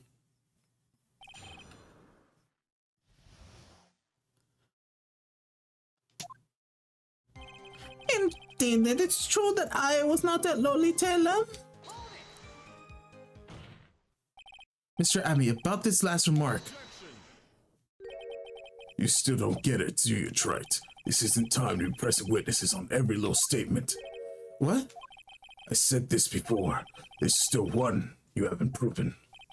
This old scum was in Kane Bullard's office that night, and now it's time for me to drink my last coffee.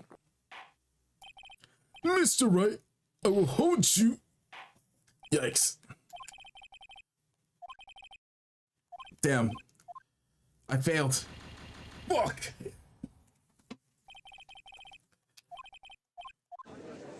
Oh no. I gotta do this all again. Ain't no way I failed the trial. Whew. I gotta speedrun this trial now.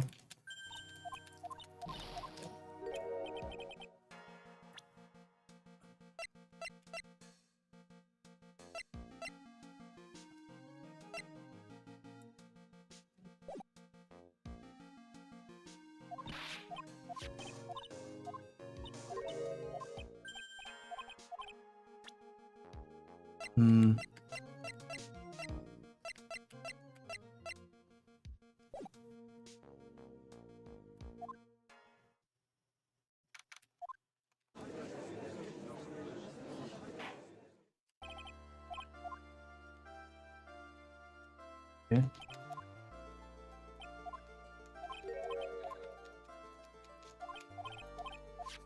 No fucking way, bro. I should have just saved.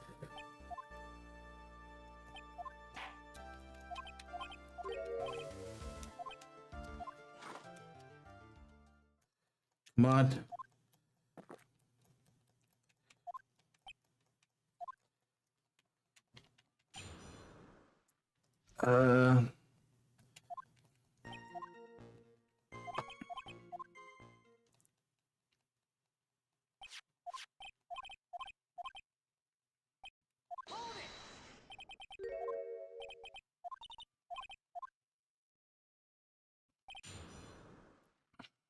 Yeah.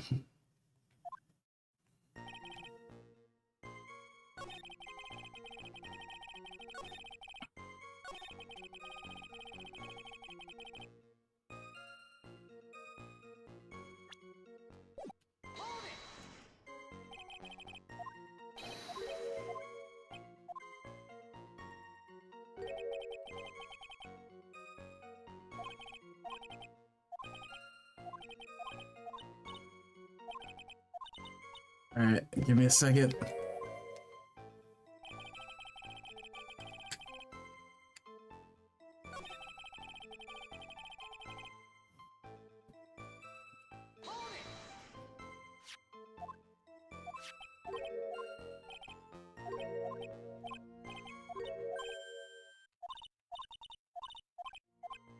right, give me a sec. I'm almost there.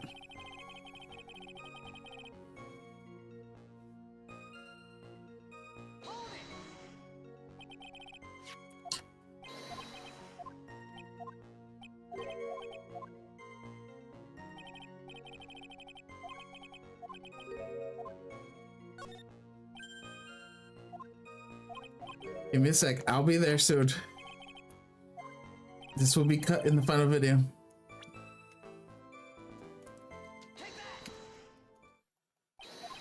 Okay.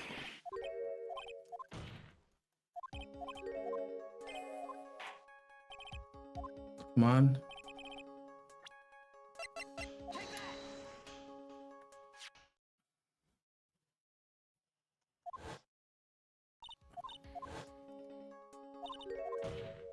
Come on.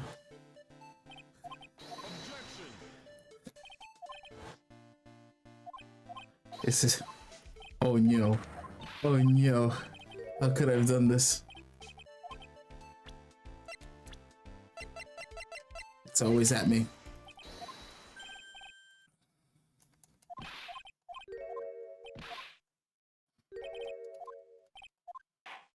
Come on. Don't want to mess this up.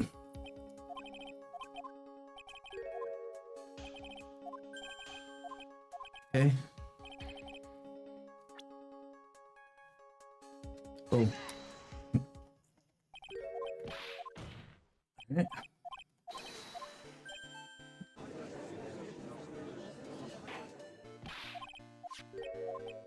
All right, keep going, keep going. Ay, ay, ay.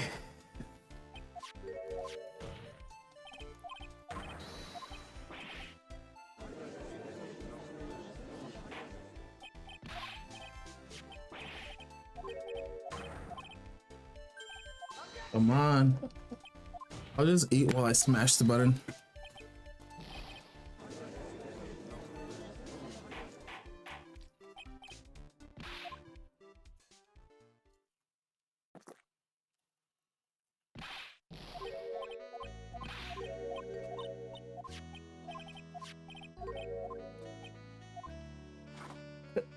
That's some spicy.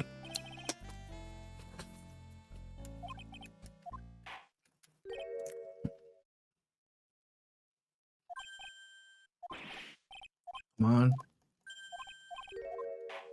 Continue with the testimony.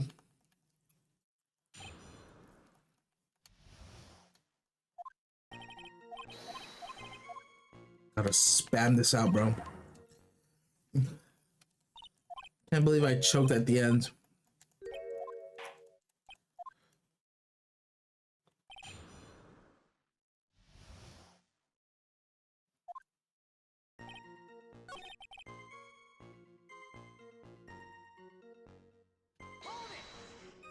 Gosh.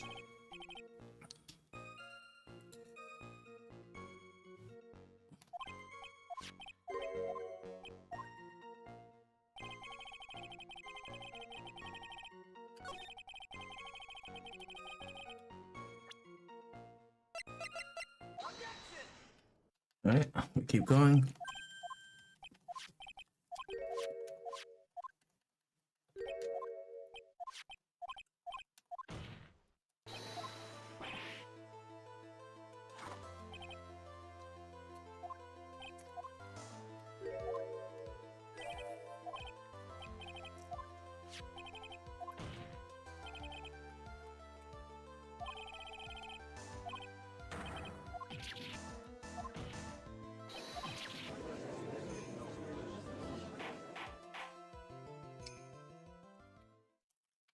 Give me a sec. I'm almost there, I swear. Just give me like 2-3 more 5 minutes. Too bad I can't skip these dialogue.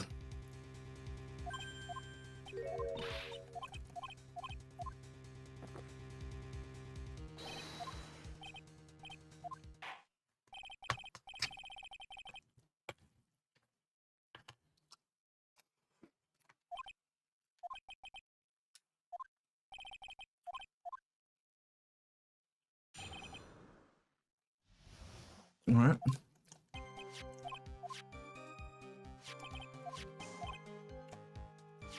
Come on. You're almost there. Continue talking to your doom.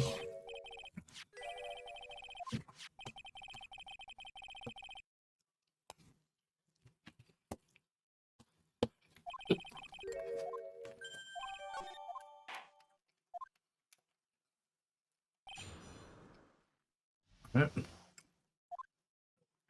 Be careful.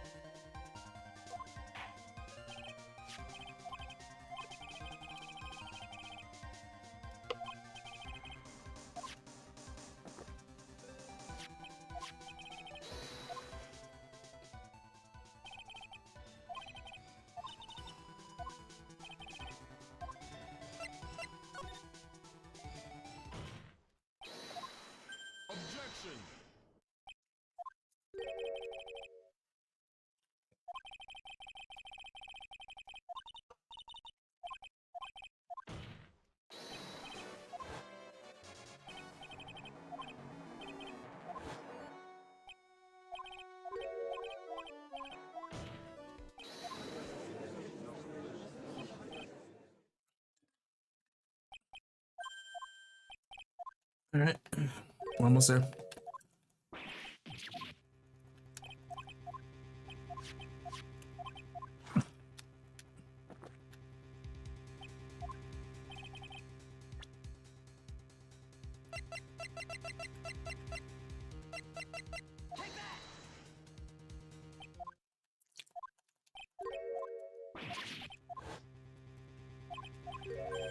We're almost there. We're almost there. We need one more piece.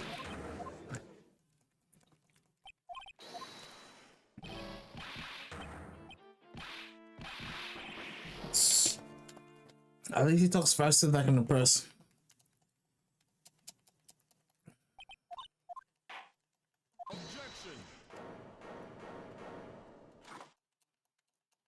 He really doesn't let it go though.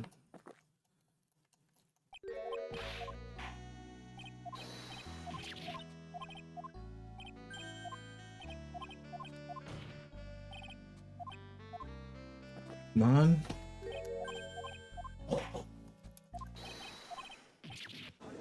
Almost there.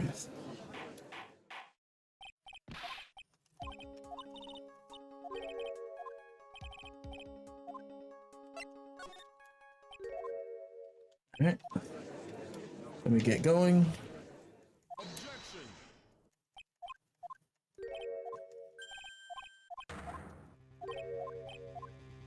We're almost there. We're almost there. Give me like 15 more seconds. And then we'll get right to where before we died. We lost the trial. Can't believe we messed up that valley.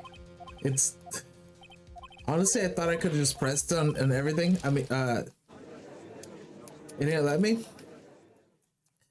And yeah. They got me all messed up, you know? Alright, Mia's gonna perform her great sacrifice.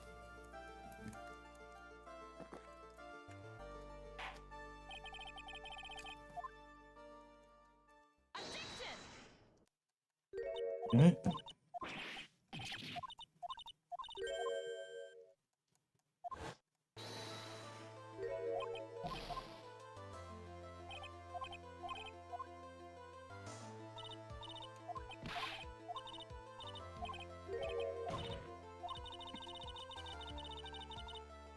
Come on.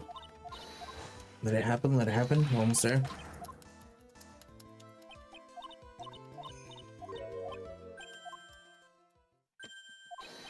Oh yeah, I guess.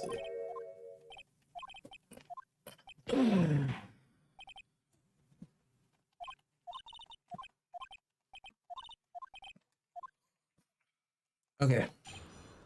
Finally. Okay, we're back to where we were. Okay, technically not where we were. Just one step before. And we have hit it in 3, 2, 1, and a 0. Never mind. 5, 4, 3, 2, 1.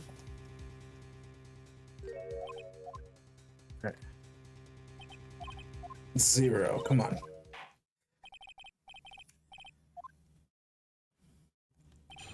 Okay. We're back to where we started. We're gonna go from the error and then cut right back here if I ever edit this. Indeed, it was true that I was not at Lonely Taylor's. It would seem it's about another vitally important job request. I had known the date beforehand, so I had this photograph ready. My brilliant deduction would inform me that the culprit took up was Ron the Light, and thanks to the key call wallet, it was abundantly clear that he was there. It was also make the deduction for the buzzer sounded once. The button did not have any fingerprints. Why? The victim would have left prints if it was sounded, which means the killer sounded it. Mr. Delight was wearing his mask outfit, which is why he left no prints.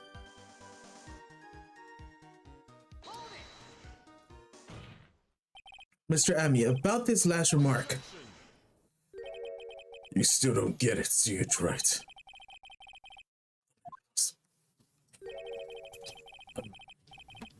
I thought you were at work. Where's my dog? Right here. You not see this bulge? She wants attention. Mm. Alright, close the door. I'm afraid you're the one who doesn't get it, Mr. Gadot. What? Mr. Atme, it seems you have finally admitted it. That you were at the CEO's office on the night of the murder. But how do you know that? Let's review your testimony, shall we, Mr. Atme? The button did not have any fingerprints on it. Why? Mr. Delight was wearing his mask-to-mask outfit, is that correct? Indeed, that is what I said. My deductions are absolutely foolproof. More like your deductions prove that you're a fool. I am sorry, what do you mean? For some reason, I'm starting to get really thirsty. And exactly what? When exactly did you learn the fact that Ron Delight was dressed as Masked Lask when we went to the scene of the crime? That was, it was just a few hours ago. Back when the Sixth Cup was looking at me with a cold stare. So, did I forget to mention before? I'm sorry, I just never had a chance to mention up until now. That's right, the defendant had yet to tell anyone else the fact before the morning. Therefore, the only people who could have known about this are those who had been in this trial. Do you understand now, Detective Atme? There's no way you should have known about that. You were in the courtroom, being tried as mask to mask. So, then, enlighten us. Just how did you know about this piece of information? Well, come on, that detective must have known about it. He probably had plenty of chances to find out beforehand. And it's those chances that I want to discuss next. That night, Mr. Delight was wearing the mask-to-mask outfit. There was one and only one way for Detective Abney to have found that out. Only one? One way, you say? Please recall, if you will, Mr. Delight's testimony. When I entered the office, there was a suspicious shadow there. For a second, my client witnessed the real killer. But Mr. Delight never saw his attacker, so there's no way to tell whether he was the real killer or was Luke at me. It's with that statement that it'll turn the case on its head. Just what are you implying? Mr. Delight saw the real killer, correct? Now, if you turn the statement around, it stands to reason that the real killer had also seen Ron Delight. Impossible.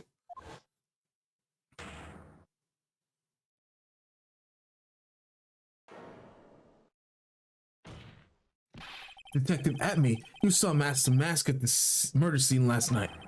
You killed him. You saw him when you killed Kane Bullard and assaulted Ron Delight. That was the only way you could have known that Ron was wearing. What is going on? Yo, what? This man going Super Saiyan or what? What's going on?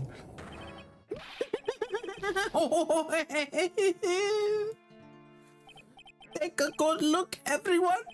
Unable to find a rival weapon for his genius, I was forced to create one myself. I'm the tragic clown.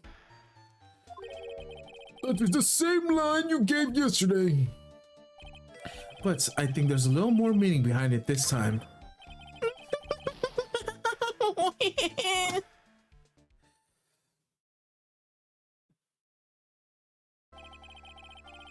What an awfully complicated incident. Kane Bullard was blackmailing Luke Atme, who was in turn blackmailing Ron Delight. And upon killing his blackmailer, Luke Atme tried to frame Ron Delight. He then claimed he was guilty as Master Mask in order to escape his true crime. And in the end, he came up with this plan. To use double jeopardy rule, then make his alibi.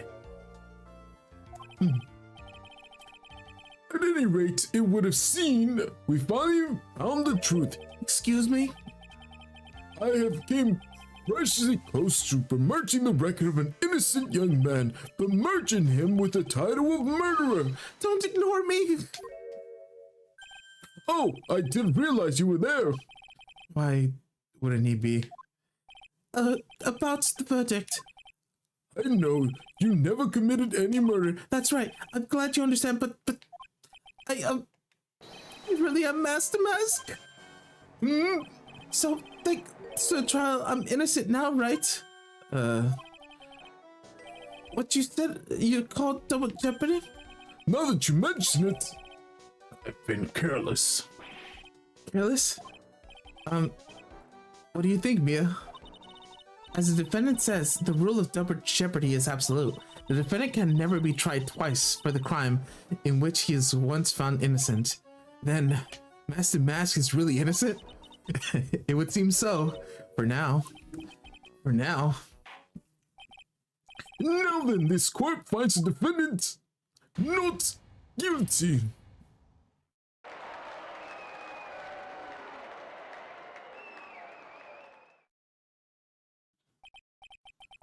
Boy, this is really lucky. Wait, this isn't so good after all. You see, all the things I done, Master Mask. October 14th, 3:45 p.m. District Court, Defendant's Lobby number 4. You did it, Phoenix. Thanks, Mia. It's been a long time, hasn't it? Yeah, it's because Maya doesn't call on me on these days. Oh. I'm just joking, Phoenix. Don't take everything so serious. But on the other hand, Mia, she seems kind of torn these days. You mean about becoming the master of Kuran Childing School? Becoming the master means saying goodbye to our mother. Misty Faye, right? Watch over her, will you, Phoenix? Of course. Well then, see you around. Mia. Mr. Wright, I don't know what to say.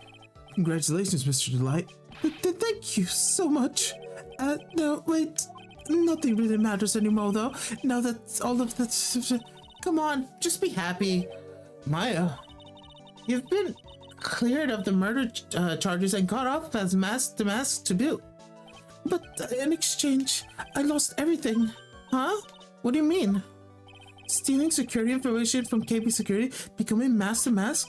I did it all for one reason, for her. You mean your wife, Desiree? She hates criminals more than anything. Come to think of it, she was once held hostage by robbers, wasn't she? She always did say how she hated sneaky criminals. I knew it. I knew that, but once I got fired from KB Security and lost the money I had, she wouldn't have had any reason to stay with me. I thought she would leave me for sure. So that's why you became Master Mask. Yes, but it's all over now. A broken bowl can never be put back together. It's not true, right, Nick? Right. Really? Can we go back to where things were? You'll be fine, and Nick can prove it. I can? I wish you could check with me first. Mr. Light, even if a bowl is broken, there's always a way to put it back together. And here is proof. Secret Aunt Dizzy was the one who found this. Desiree, your wife. She's always believed in you, Ron. That's why you'll be fine. You don't have to worry about anything. There you are. Mrs. Delight. You did it, Ronnie. You're innocent. I'm so happy. Thank you. I appreciate that, but I suppose you don't want anything to do with me, do you? Ronnie, why didn't you talk to me about what was going on? I had no idea you quit KB Security. I never imagined that you were really Master Mask either. Mr. Light, what are you going to do now that you know? You're not going to really leave him, are you? Come on, it's obvious, isn't it?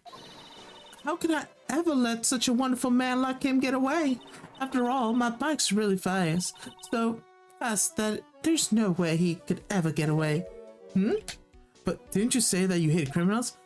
Oh, I only hate people who act all cowardly and sneaky. Just like that detective. I see. My Ronnie went in and declared his crimes before he committed them, like a man. I just love a man who's so chivalrous. Chivalrous? I knew I was right about you. Every day I spent with you is filled with thrills and excitement. Desiree! Desiree, you really do love Ron, don't you? Nicky boy? Yes? I'm really glad I asked you to defend my Ronnie. Thank you so much. I'll never forget what you've done for us. Oh, well, take care for yourself. You too, Nicky boy. Well, I can feel my face going red. Mr. Nick, Mystic Maya, congratulations. Talk about a bad timing. Mr. Nick, how could you with another man's right in front of Mystic Maya? No, I would never forget ever.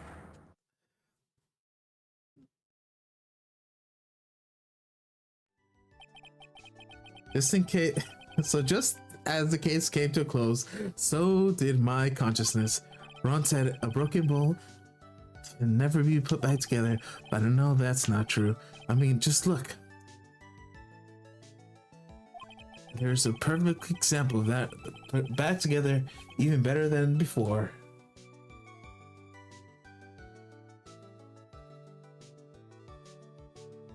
Episode 2, The Stolen Turmount, the end.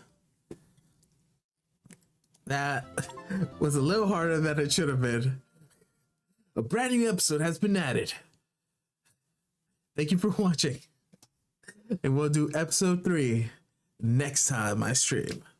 I'll see you guys later. Me.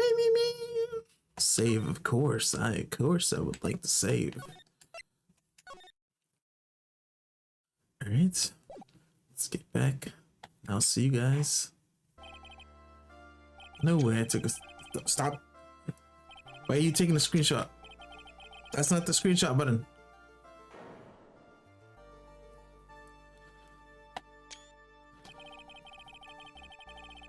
Why can't I do anything? Alright.